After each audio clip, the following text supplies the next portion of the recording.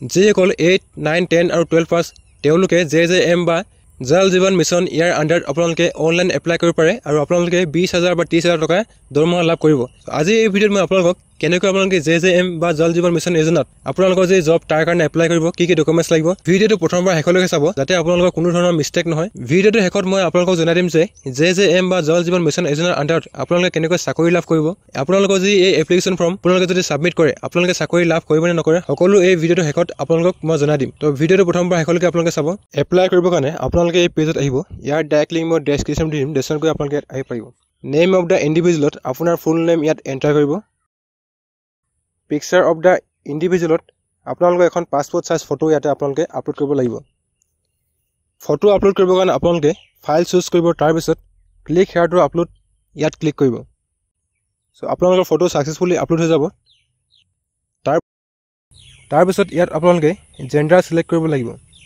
তাৰপিছত ইয়াত আপোনালোকে আপোনাৰ যি এডুকেশ্যন 9 পাছ, 12 পাছ, 10 পাছ যোনটো হয় আপোনালোকে ইয়াতে এণ্টাৰ কৰিব।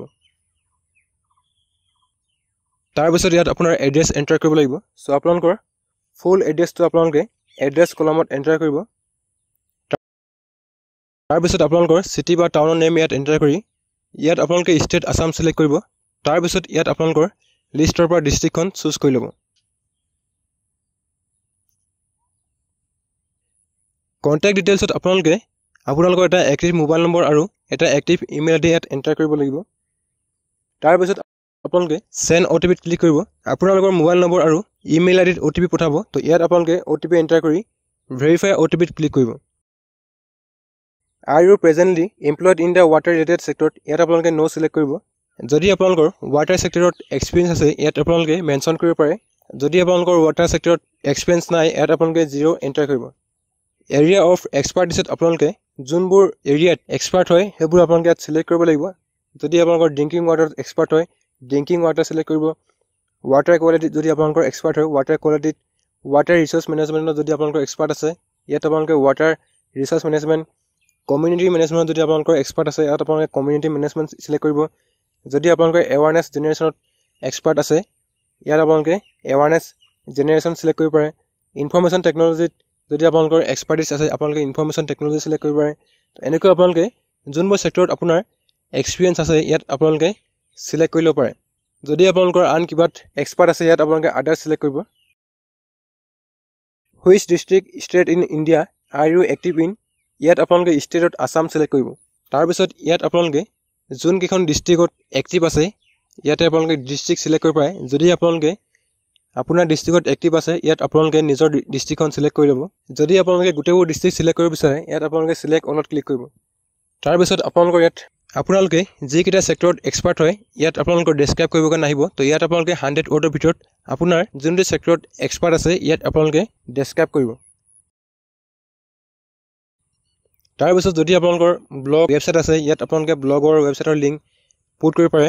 তাৰপাছত ইয়াত আপোনালোকে PDF ডক্স ফৰ্মেটত আপোনালোকৰ CV আপলোড কৰিব লাগিব। যদি আপোনালোকৰ CV বা ৰিজিউম বনোৱা নাই তেতিয়াহ'লে আপোনালোকে ৰিজিউম এখন বনাই ল'ব। ৰিজিউমখন আপোনালোকে কম্পিউটাৰ ৱৰ্ডত বনাব পাৰে বা আপোনালোকৰ মোবাইলটো আপোনালোকে CV বা ৰিজিউম ক্ৰিয়েট কৰিব পাৰে। যদি আপোনালোকৰ CV বা ৰিজিউম বনোৱাৰ ভিডিঅ' লাগে আপোনালোকে কমেণ্ট কৰিব, মই আপোনালোকৰ কাৰণে মাইক্ৰ'ছফ্ট ৱৰ্ডত কেনেকৈ আপোনালোকে CV বা ৰিজিউম ক্ৰিয়েট কৰিব তাৰ এটা ভিডিঅ' বনাই আনিম। তাৰপিছত ইয়াত আপোনালোকে আধাৰ কাৰ্ডৰ বাহিৰে আপোনাৰ এখন ভেলিড গভৰ্ণমেণ্ট ID ইয়াত আপোনালোকে ইয়াত আপোনালোকে আধাৰ কাৰ্ডৰ বাহিৰে voter card, PAN card, driving licence যিকোনো এখন আপোনালোকে ইয়াতে আপলোড কৰি দিব। তাৰপিছত ইয়াত আপোনালোকে কেপচা কোড ফিল কৰি ছাবমিট বুটানত ক্লিক কৰিব। তাৰপাছত আপোনাৰ ৰেজিষ্ট্ৰেশ্যন ডাটা ছাকচেছফুলি ছাবমিট হৈ যাব।